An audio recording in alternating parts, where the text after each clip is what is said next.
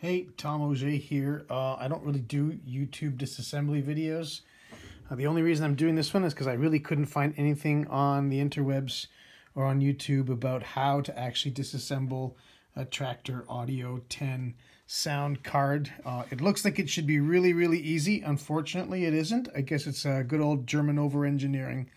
Anyway, I just wanted to point out one thing that you sort of have to know about. Unfortunately, in order to take off the two side plates here,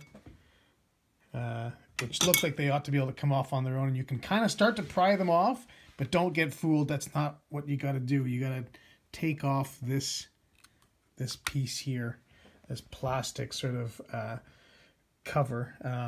Unfortunately, you got to take that off, and it's glued on from the factory, so you've got to get under there and remove all of that glue. I guess you just sort of, I went in with a couple of different sizes screwdrivers, an X-Acto knife, and just gently pried it up.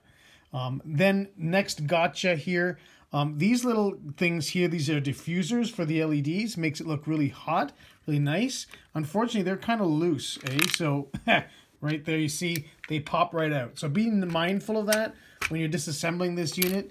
If you turn it over, everything's going to fall out, so just be prepared for it. They're pretty easy to slot back in. I'll just get this out of the way, and you can see that they just sort of fall back in after. Now, just also one last thing to note.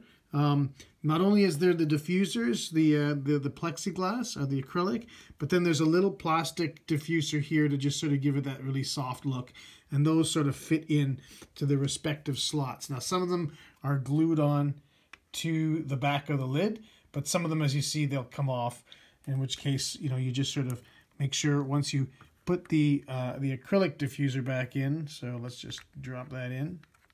Actually, there is a certain way that it goes. So it goes in that way. There's a bit of a lip. Okay, then you can stick that plastic tab in over top.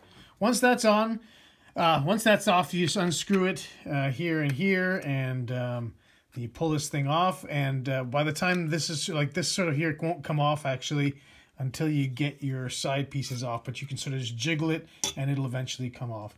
Anyway, that's it. Sorry for the poor quality video. I just thought I wanted to put that on there so that in case anyone else is wondering, there's got to be an easier way to open this. Unfortunately, there is not. All right, take it easy.